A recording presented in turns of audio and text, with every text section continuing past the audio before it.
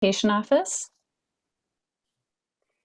entitled, "What is the Task Force on Eliminating Subminimum Wages?" So thank you very much for joining us today. Before we get started, we have some ground rules to review.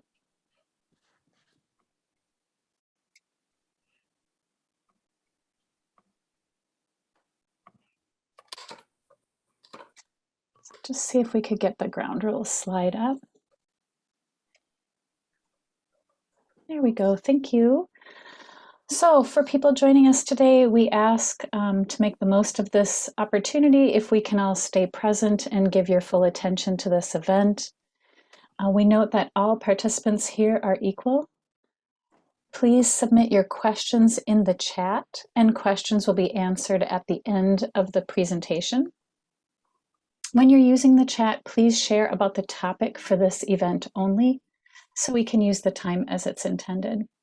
Please be respectful of all other participants, and please don't share personal contact information for everybody's safety and well-being. And if you are not speaking, if you could please stay on mute unless called on to speak. It helps minimize some of the distracting noise that can result.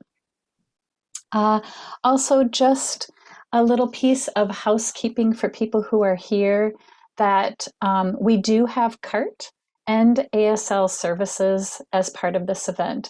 If you would like to see captioning, click on the closed caption or CC button at the bottom of your screen to show subtitles. If you want to pin the interpreter so you can see that person throughout today's discussion, hover over their window, find the 3 ellipses or little dots in the top right-hand corner of that window, click on those and select pin. That way you'll be able to see the interpreter throughout today's discussion.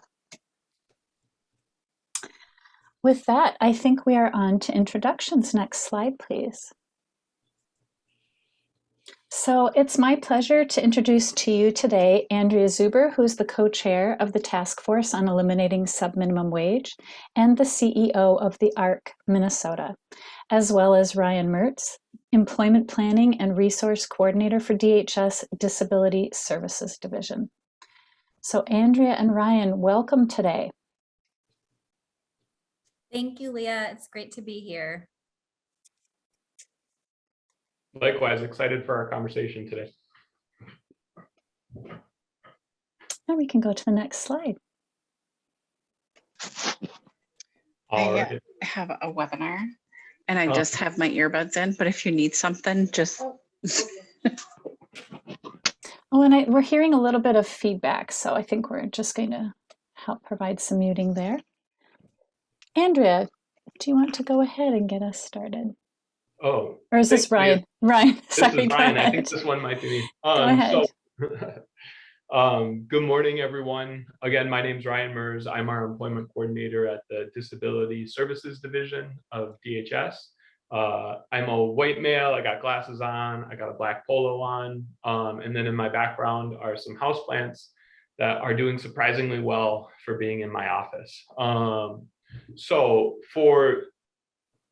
I'm going to take the first part of the Lunch and Learn presentation here today and talk about subminimum wages and a little bit of background and history.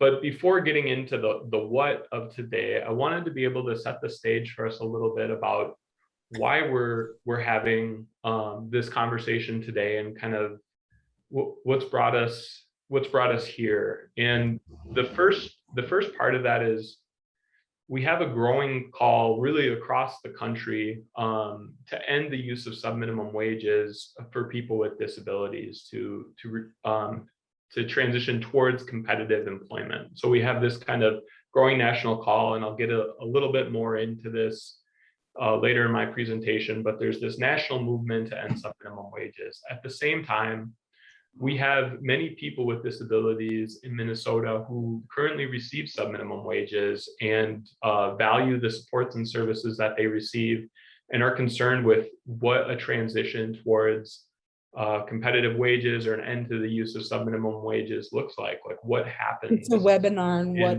is the subminimum wage task force. What happens in that transition.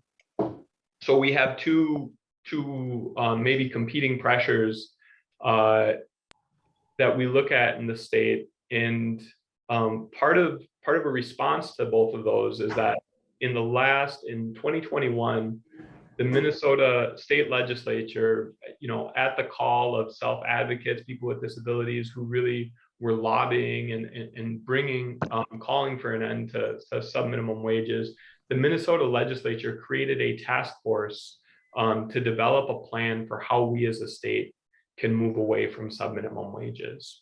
So the legislature created this task force that's developing a plan. And then one of the responsibilities of that task force is to share information and educate about the use of subminimum wages, as well as the task force's work. So those pressures combined with establishing a task force, and then one of the responsibilities of the task force being to share out, to help educate on the use of subminimum wages, is part of what brings us here today. Next slide, please.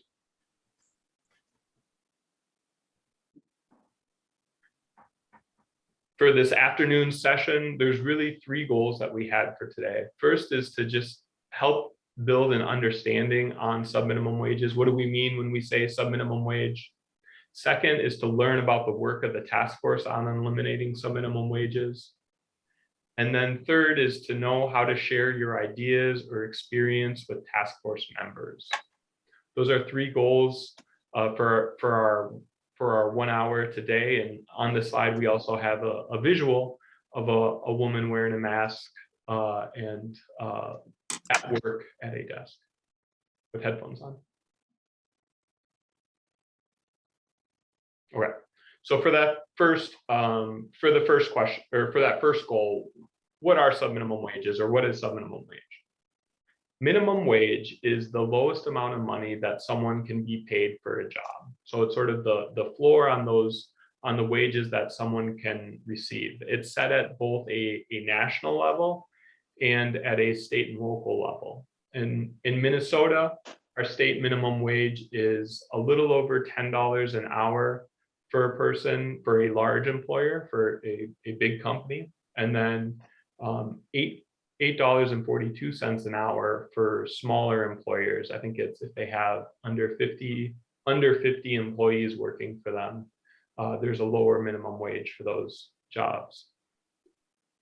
Sub is a word that means, or is a prefix, is sub denotes below the minimum, or sub means below the minimum. So if we put those two together, subminimum wages are when people are paid lower than the minimum wage. In the context of, or for our conversation today, subminimum wages are, we're talking about subminimum wages for people with disabilities, and that's what this task force is looking at. Part of the way our laws are set up in the country, and as well as in Minnesota, is that organizations are legally allowed to pay people with disabilities below minimum wage if they hold what's known as a 14C certificate from a federal U.S. Department of Labor. So these 14C certificates are certificates that businesses hold, allowing them to pay subminimum wages. And instead of paying, a minimum wage or above, businesses pay people with disabilities based on how much they can produce or how much work they can do compared to a worker without a disability. Most of the organizations that hold 14C certificates, or organizations that can pay subminimum wages, are disability employment service providers. So they deliver employment services to people with disabilities while also employing them or paying them at subminimum wages. Next slide. So why were subminimum wages created? Subminimum wages were created in 1938 under the law was the Fair Labor Standards Act, or FLSA. And at the time that this law was passed, many people with intellectual and developmental disabilities were living in state-run institutions, as well as many people were returning from war with physical disabilities. And Congress, or this subminimum wage exception for people with disabilities, was established as a way for people with disabilities to have a job and gain work skills. And the logic behind it is lawmakers at the time didn't believe that people with disabilities could earn competitive wages, or didn't believe all people with disabilities could earn competitive wages. And subminimum wages was a strategy to give people an opportunity at employment that at the time the thinking was if they wouldn't otherwise be able to be employed.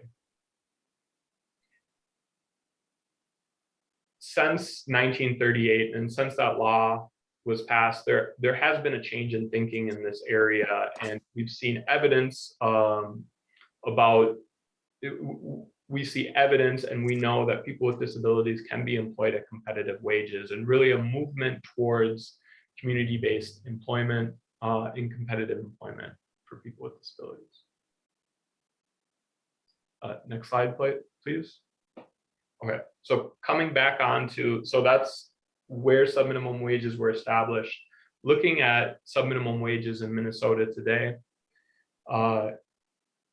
as I mentioned before, there are a lot of people in Minnesota who are receiving subminimum wages. Minnesota, in fact, has the highest rate of any state in the country for paying people with disabilities subminimum wages. I think we, in terms of just the number of people receiving subminimum wages, we're third overall. When you look at it in the size, compared to the size of our population or the rate, that's where we stand out as the highest state for the use of subminimum wages. We have 73 organizations in Minnesota that hold that 14C certificate and are allowed to pay subminimum wages. And we estimate between 4,500 and 6,000 people with disabilities in Minnesota are being paid subminimum wages. It's important to note with that last number that we don't have really good, reliable numbers or information on how many people are receiving subminimum wages, but based on a couple of different data sources or pieces of evidence we could look at, that's the range that we estimate for the statewide use of subminimum wages. Next slide, please. All right. So in that initial section I mentioned, or in my initial slide, I discussed a growing movement to end the use of subminimum wages across the country. And I want to talk a little bit more about what that looks like today. On this slide, we've got a line graph, and that line graph is for the 2018, 19, and 2020, and it shows the number of people with disabilities that are employed by a business that holds that 14C certificate, so are receiving subminimum wages. And what we can see from this line graph is that there's been a large decline in the number of people who are being paid subminimum wages across the country. In the 3 years shown on the graph, it's approximately, it dropped by 50%. It halved during that time period. So a pretty dramatic decline nationwide. Secondly, there's been 16 states that have formally ended or outlawed, removed the laws allowing subminimum wages to be used, or are in the process of phasing out their use of subminimum wages in the state. And those include some pretty big states like Texas, California, Colorado, North Carolina, and Tennessee are all states that are currently in the process of phasing out their use of subminimum wages. And then finally, we see an increasing emphasis in federal policy over the last really decade now almost that's emphasizing the importance of inclusion and of competitive integrated employment, or supporting people in a job like anyone else would have in the community. So we see this pressure and sort of this national movement towards phasing out the use of subminimum wages. Next slide, please.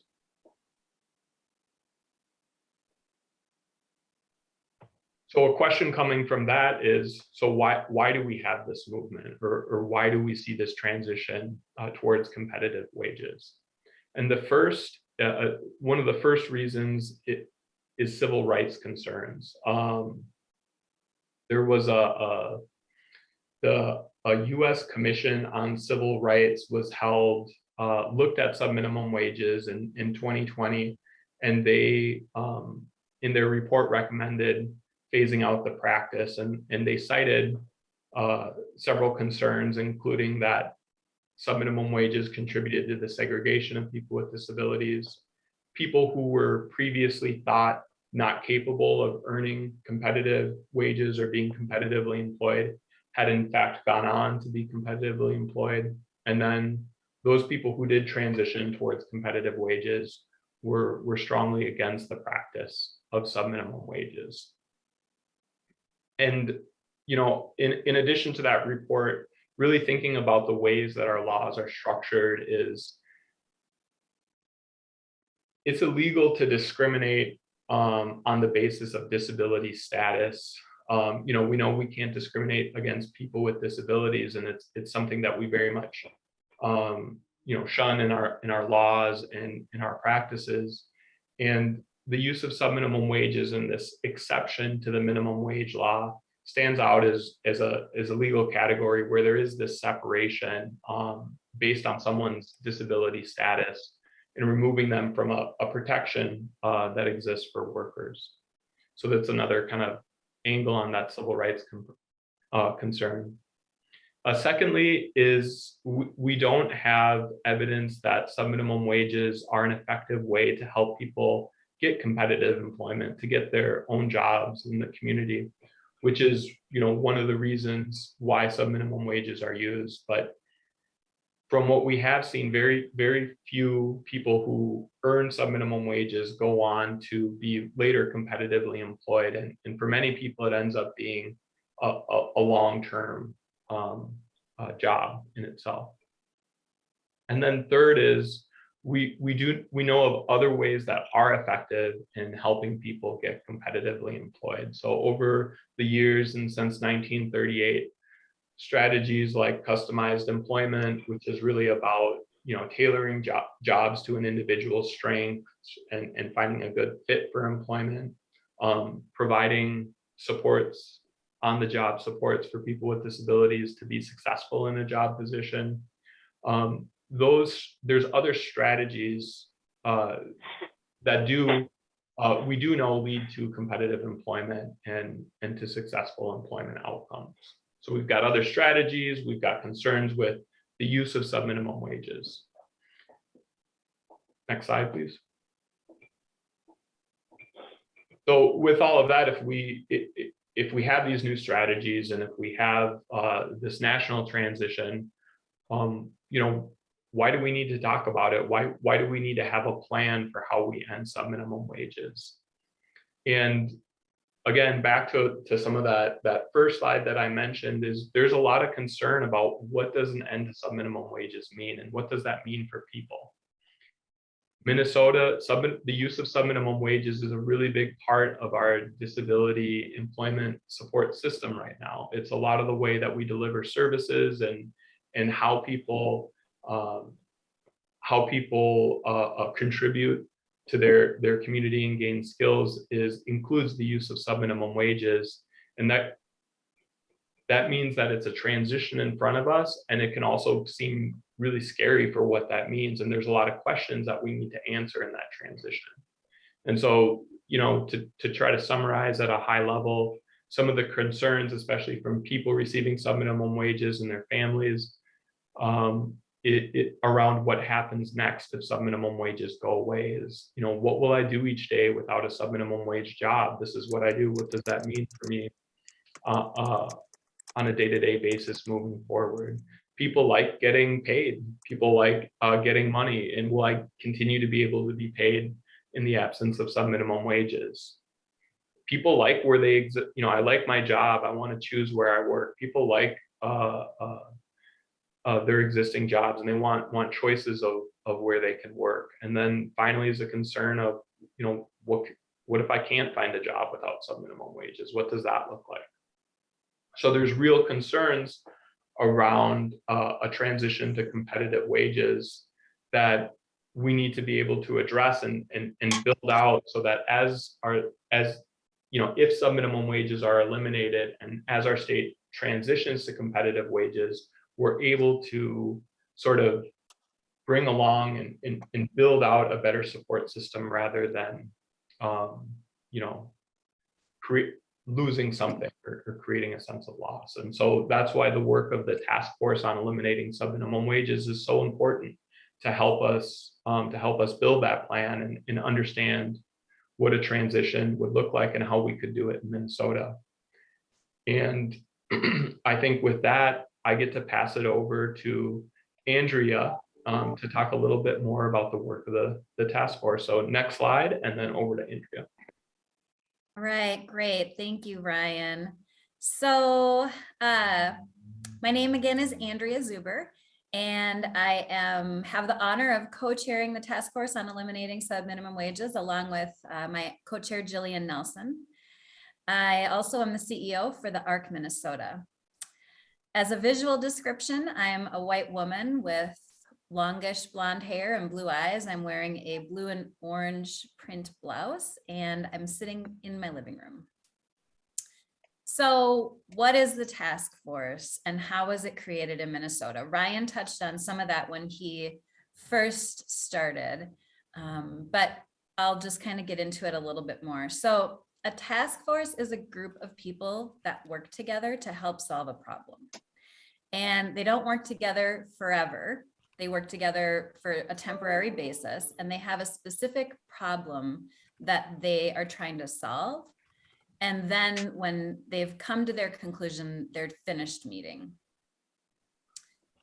As Ryan also mentioned earlier, self-advocates in Minnesota during the 2021 legislative session, self-advocates in Minnesota worked with legislators because they wanted Minnesota to be prepared for the elimination of subminimum wage. As Ryan mentioned, it's a national trend, and there's a lot of energy in the self-advocacy community to end the practice. And so they wanted us to be prepared and have a plan if that were to happen in Minnesota.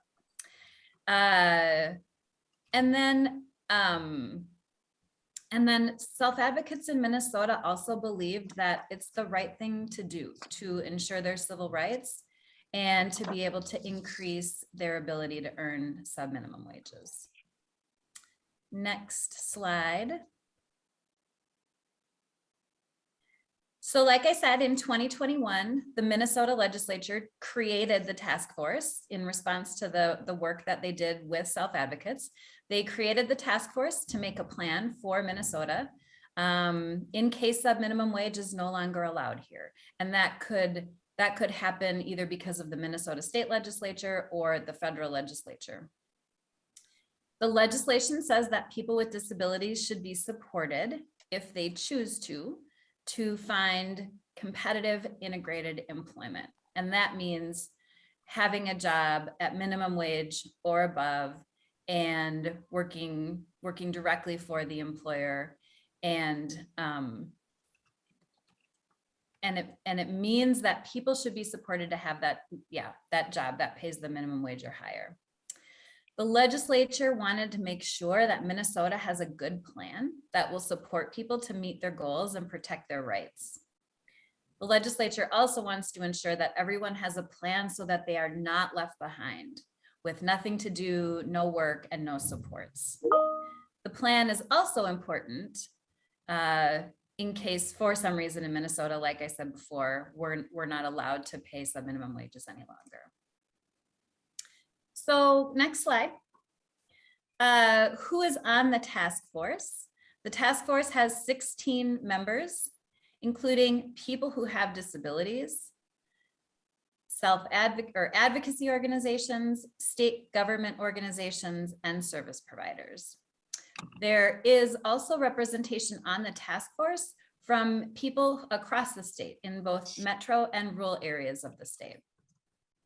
For a full member list, you can see all of the members on the website of the task force on eliminating subminimum wages. Next slide.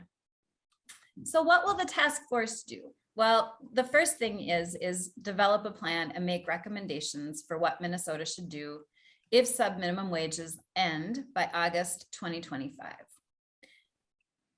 So a lot of people work someplace where they earn a subminimum wage now. And as Ryan mentioned, there's a lot of people, between 4,500 and 6,000 people in Minnesota who earn subminimum wage. So we need to have a good plan to ensure that no one is left behind if we can no longer pay subminimum wages in Minnesota. That means that people are going to need to know, what will they do when it ends? Where will they work, live, and play? How will they get places? How will they be supported? What do their case managers need to know? What do their families and trusted supporters need to know? And what services and funding do we need to make sure that everybody's goals are met? So those are all the questions that the task force is going to work on answering. The plan will be very comprehensive and will address what is good about ending subminimum wages, and it will address it will lay out how to address the challenges that people may have with the end of subminimum wage. So all of those are things that the task force is working on through doing a lot of research, both in Minnesota and across the country, looking at what has worked and what hasn't in many other places, talking with all kinds of stakeholders across the state, which is part of why we want to make sure we had a listening session last night with almost 100 people who attended, so that we could really hear from people what they view as solutions and things that we need to have in the plan. We're educating, like talking with you all today. So the task force then will submit this plan once they have a really good set of recommendations together to the Minnesota legislature by February 2023. Next slide. So like I said, before the task force writes the plan, they are planning on meeting with people to hear all about what both the benefits and challenges are. They're going to meet with people across the state, and they're going to listen, they're going to understand, and then they're going to educate, which is part of today. Today is really a chance to try to make sure everybody understands, like Ryan said earlier, what subminimum wage is, what the work of the task force is, and what we'll be able to expect going forward. And then, like I said, the task force is also doing research and gathering information from across the country so that we are able to make sure that we have a comprehensive plan. We want to make sure that we have a plan that is going to work for people and that is going to meet the needs of everybody in Minnesota. Next slide. So in the plan, the task force will suggest what support, funding, and services that will be needed so that people can meet their goals and have the support that they need if subminimum wage ends. They will recommend ways to help people with disabilities to have a job that pays minimum wage or higher. And they will recommend a way to track progress so that we know how people are doing if subminimum wage ends. Next slide. There's also certain things that the task force won't do. And we wanted to make sure that people understood the what's in scope and what they will be working on and what they won't be working on. So the task force is not taking a position on whether or not subminimum wages are good or bad. The task force is not deciding if Minnesota should eliminate subminimum wages. The task force cannot change the law or decide to eliminate subminimum wage. The legislature must do that, like I said earlier, either by state or federal legislation.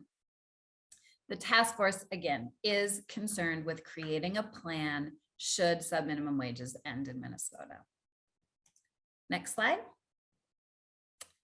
So what will happen to people who are being paid below subminimum wages now?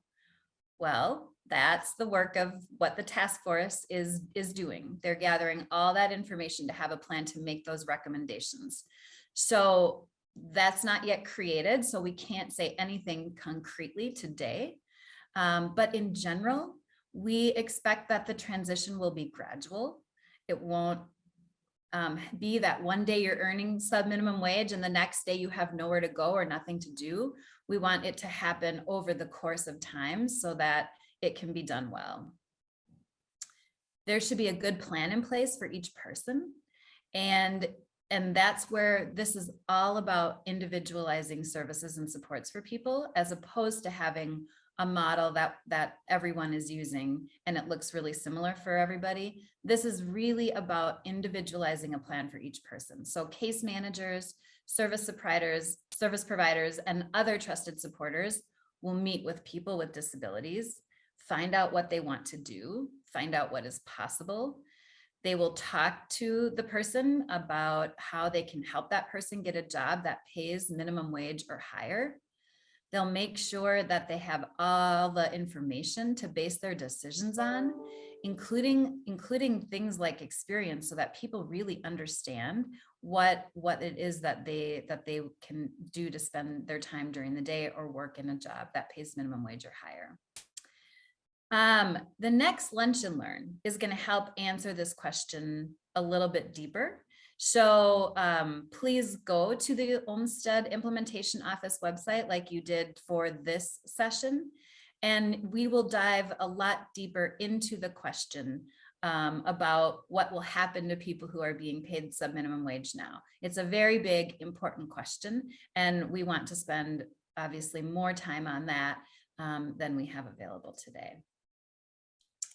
So the next slide, please, is our timeline. So the task force started meeting in February of this year.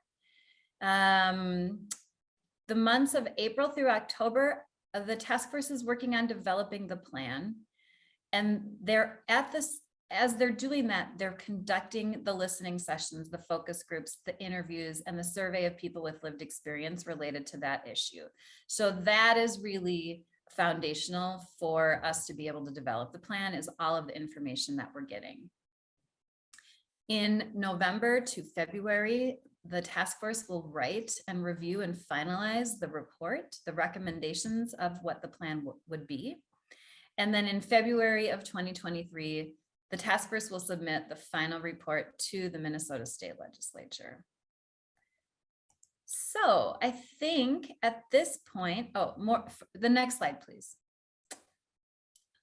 There was a listening session last night that I mentioned earlier, but that is not the only way that we are going to be listening to people and getting their feedback. Like I said, over the summer, the task force is going to be meeting with a lot of different groups of people and doing interviews and sending out surveys and more. So please be sure to follow the Department of Human Services Task Force on Eliminating Subminimum Wage on Facebook to find out about all of the opportunities for input that will be coming up over the next 3 months. The Olmstead Implementation Office, the ARC Minnesota, the Minnesota Council on Disability, and other organizations too are also going to be sharing information about these opportunities. So there's lots of places that you should be able to see and get information on this. And now I will hand it back over to our facilitator. Thank you so much, Andrea and Ryan, very much for that informative presentation. This is Leah, the facilitator, back again to remind you, as Andrea mentioned, that the next Lunch and Learn session will be, this is today, right? Oh, I'm sorry, Wednesday, July 6th. My bad there. Wednesday, July 6th is going to be the next Lunch and Learn. So mark your calendars. That too will be at noon. And that also is going to be addressing what does the work of the task force on eliminating subminimum wages mean for me?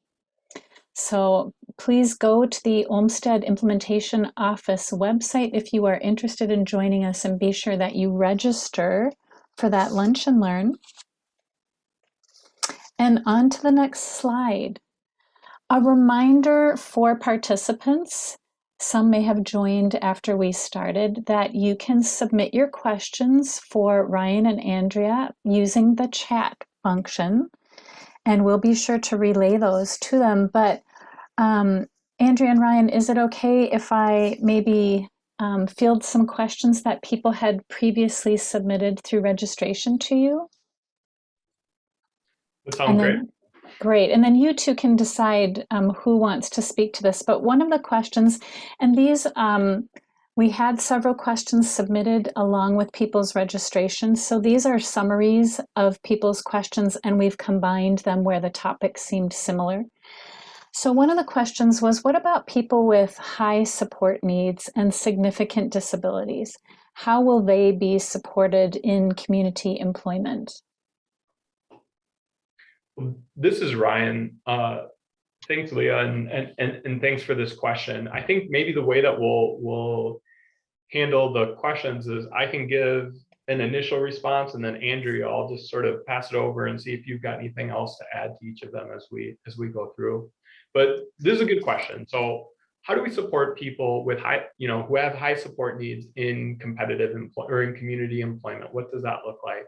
I think the answer to this question, I think we know a big piece of the answer to this question, but I also think that part of the work of the task force is going to be really helping us, is really going to be setting that vision for us and helping us see what that can look like statewide.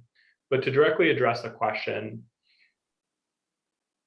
some of the other supports that I mentioned in my presentation, strategies like customized employment, like providing supported employment or on-the-job supports, I think are a big piece of how we're going to help people, or how we can help people who might currently be working in more of like a sheltered employment setting, or working in a center-based setting, to move into community employment. We know those strategies are effective, and really from the policy level, or what we've seen over time, we've learned a lot about how those strategies work and how they can be effective. So we have really good examples of being successful for people with a range of support needs, across the country and here in Minnesota. So for sure, those employment supports, like through our Medicaid waiver services in Minnesota, or through vocational rehabilitation services, or state services for the blind. I think those supports are going to play a critical role in making sure that those supports are, available, and people know that they're an option and know how to access them. I think that's going to be a really important component, or that is a really important component of how we support people with significant disabilities in community employment. So a big part's that. I think there's also a part of it is a culture shift, and really starting at an early age for families and for everyone, and setting expectations and setting that understanding, I think is another part of it. And then figuring out the wraparound supports, like, hey, transportation, getting a good way to address questions of like, how am I going to get to and from work, as well as, for the times that I'm not working, what does that look like? I think those are other pieces of how do we provide those supports. Andrea, anything to add to that response? Ryan, that was so comprehensive. I would just say that I think what you were kind of getting at the end there was just this really, really strong planning component. And so it's really about going through a pretty comprehensive process of really discovering what that person's gifts and talents are, and what sparks them, and what it is that they're really, really good at, and then really trying to kind of hone in on that. And so I think everything that you said is right. And then I would just add just that upfront, deeper informed decision-making and planning process, and recognizing that there will be a wide range of supports. There already is a wide range of supports available in Minnesota for people with the more significant support needs. And so there's a wide variety of ways that people could be supported during their day. Thank you, Andrea. And Ryan, another question submitted is, what will a person currently earning sub-minimum wages do if they no longer have sub-minimum employment? Yeah, this is Ryan. This, again, a really good question. And this is, in responding, I don't think there's, to something that Andrea mentioned earlier in her presentation, in the importance of looking at an individual's like interests, goals, strengths, what they want to do. I don't think there's one standard response, or there's one, this is what it's going to look like for everyone. I really do think it's based on, what someone wants, what their goals are, what gets them up in the morning, what drives them. So I think it'll look different for different people. But, I think what we see in a lot of examples is, although it looks different for everybody, to try to use existing examples of people who have transitioned towards competitive wages, it could look like building off of your interests, like what someone liked about their sub-minimum wage employment, finding a job in the community that connects to those interests and is meaningful to the person, and then helping connect them with it. So a little bit of job searching, working with employers, it could be like competitive employment in the community, and it could range from, for some people, maybe it's a full-time job in the community. For other people, maybe it's 20 hours of work a week. For others, maybe it's less than that. Maybe it's more of a part-time thing. But then also building out alongside that competitive employment, what are the wraparound supports and services that can support someone in the other areas or interests in their life. So for some people, it might look like a job in the community that is working in retail, it could look like in an office or something like that. For other people, it could look like self-employment, starting your own business. For other people, it could be in art. That it could look very different depending on what someone's interest is. But I think we see some people that do employment, and that's sort of the focus of their days and their work. Other people who have part-time employment and who do other kind of community inclusion activities, maybe through being supported through like things like day support services and the waiver. It could look like volunteering part-time. It could look like building out other sort of activities. So it'll look different. Andrea, I'm going to maybe pass it over to anything else. I feel like I'm rambling a bit, but I'll. Thanks, Ryan. This is Andrea. No, that was actually really, really well said. And I think that's kind of what the mindset shift is going to have to be as we work with people and their families and trusted supporters, providers and case managers and others who would make the shift from sub-minimum wage to not being able to use that. Is that we really have had more of kind of the mentality in Minnesota that sort of like, this is the way that we do it. And if you have a disability, you go to this day center in your community. And from there, they've really worked to try to individualize services for each person, but it's kind of that one model. And so it's hard for us to think like, well, if that isn't what everybody does, then what is it? And so I think there's going to kind of have to be, and it's really just that shift towards truly individualizing a plan for everybody. So at the ARC Minnesota, we recently have started using a new model for our advocacy, and it's called the GROW model. And so when somebody calls and has a question about say this particular topic, I'm graduating or my son or daughter is graduating and I want to understand what's next in their life. Whereas, back in the old days when I was doing advocacy 20 years ago, I would say, well, here's a list of the 8, day providers in your county, and we can set up tours and we can look at them. And it was just a little bit less individualized. And the way that we do it now is we say, first of all, what are your goals? So let's back up and let's really talk to you about what your goals are for your life. How do you want to live? How do you want to have well-being? How do you want to thrive? How do you want to experience things? What are the types of supports that you need to really have that interdependence? And then what is your current reality, right? So really getting an understanding of, this is how things are for me right now. But then the O is, what are all the options out there? And I think that's where we have a lot of work to do, is to really make sure that people understand the wide range of options that are available to them, because these options are actually available now in Minnesota to differing degrees across the state, right? But it's very, very common that people aren't even aware of all of the options that are available to them. So that informed decision component of this is so important. And then the W is finding a way forward.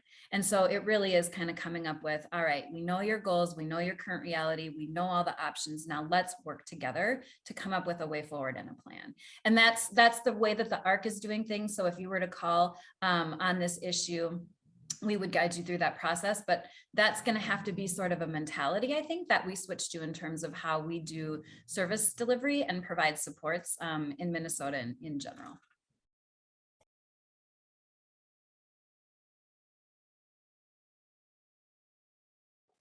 Sorry, thank you both for that. Another question that was submitted is, what about the impact of higher wages on benefits? This is Ryan. I've got a colleague so I work in the Disability Services Division of DHS, and I have a colleague who might be here today, but Beth Gruby is our benefits planning coordinator. And this is a question that I wish I could bottle up Beth Gruby and then embody her in the response here, because she addresses benefits so well. And I think a really, succinct answer to this question is, work and benefits go together. And there's a lot of benefits planning resources in Minnesota to help people understand how, they could go to work, earn a competitive wage, get employment, and how that's going to affect their benefits. And I can't remember the statistic, or I can't remember, but it's almost always the case that you're financially better off working alongside those benefits. We have a lot of incentive programs in Minnesota where people can maintain their benefits as they're going to work. So I think a really important response to this is,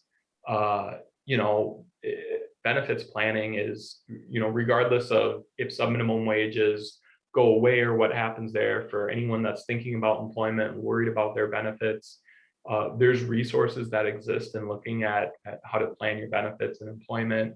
The Disability Hub MN is a great website that can help connect you to benefits planning experts. There's tools like DB 101 is a website. Disability Benefits 101 is a website that can help guide through that. So there's a lot of resources to plan out. It does take some planning. You want to think about what does a higher wage and more income, what does that mean for my benefits? But there are resources to help plan that out and make sure it looks good. So Beth, if you're on, I hope I captured benefits planning really well there.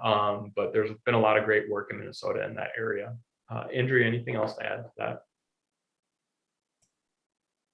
I would just reiterate, this is another one of those things that I think people just don't have the information about.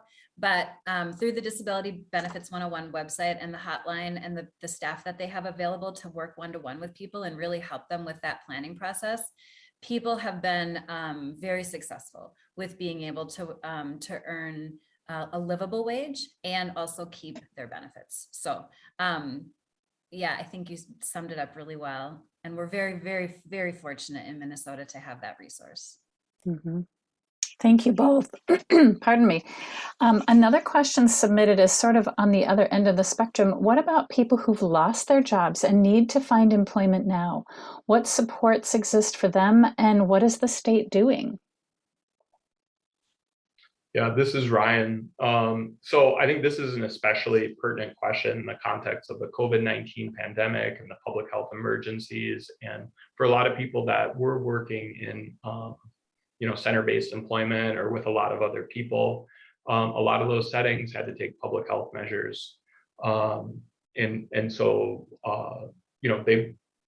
didn't exist at that time. And, if you have lost a job and you're looking for employment, getting connected, if you're receiving waiver supports, getting connected with your case manager, talking about interest in employment. We have waiver employment services like exploration and development that can help you, again, find those strengths, what you're interested in, what your goals are, help you make those informed choices about employment. We have ongoing supports that can help people maintain jobs.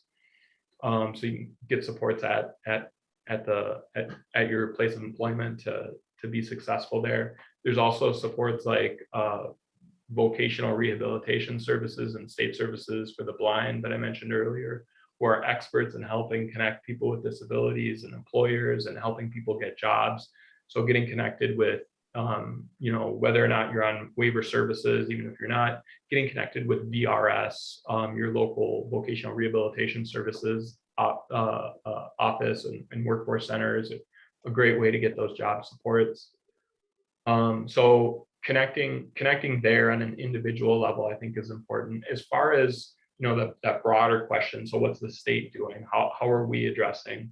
And I think under Minnesota, Minnesota has an employment first policy, and really we need to look at employment, competitive employment as a first and preferred outcome of our supports, and our supports are geared towards that. So we keep building our capacity and understanding there alongside the task force that was established. So the task force on eliminating subminimum wages, when that task force was established, the legislature also allocated funding for a provider reinvention grant program to expand competitive employment supports and promote independence in employment for people with disabilities across the state. And so I think at the sort of the state or policy level, using that grant program, and we've been allocating, awarding contracts to providers across the state to help in transitioning their business models to competitive wages and helping other providers expand the supports that they provide, their competitive employment supports, and providing technical assistance. Appointing the University of Minnesota Institute on Community Integration is also providing technical assistance to providers in those grant programs and across the state about, hey, how do you support people in competitive employment? So I think there's really a lot going on at the state level in there, but at the individual level, it's getting connected with those supports if you need them is a great strategy. Andrea, anything to add there?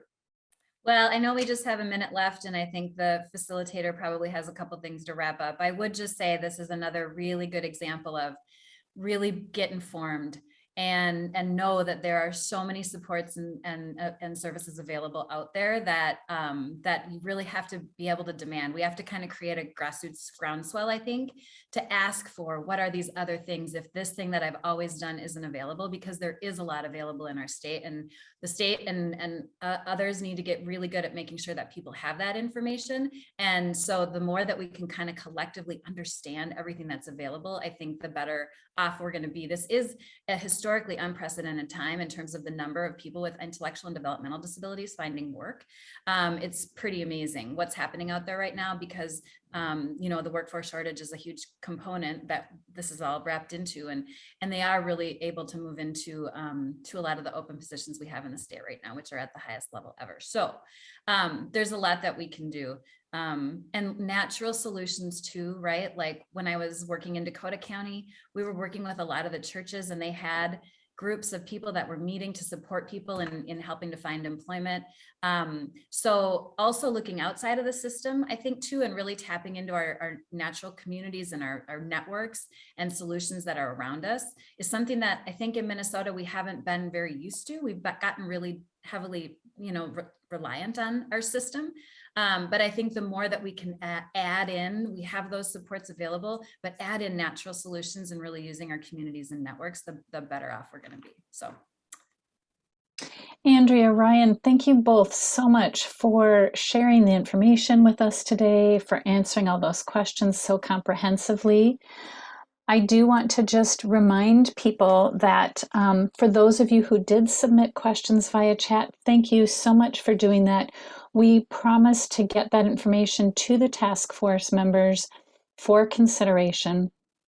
And so all questions will be reviewed. Thank you for submitting them. And thank you all for coming today, for learning about this important topic, for asking the questions that you did. And Andrea and Ryan have left their contact details here. So if you are interested in contacting them, it's Andrea Zuber at arcminnesota.org or ryan.mers@state.mn.us. I also want to remind participants that you'll all receive an email with a link to today's slideshow and a recording of the session, as well as a survey to let us know how this experience was for you.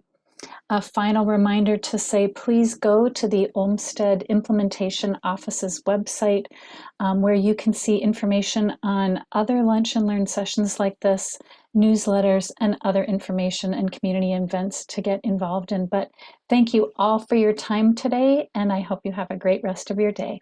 Bye now.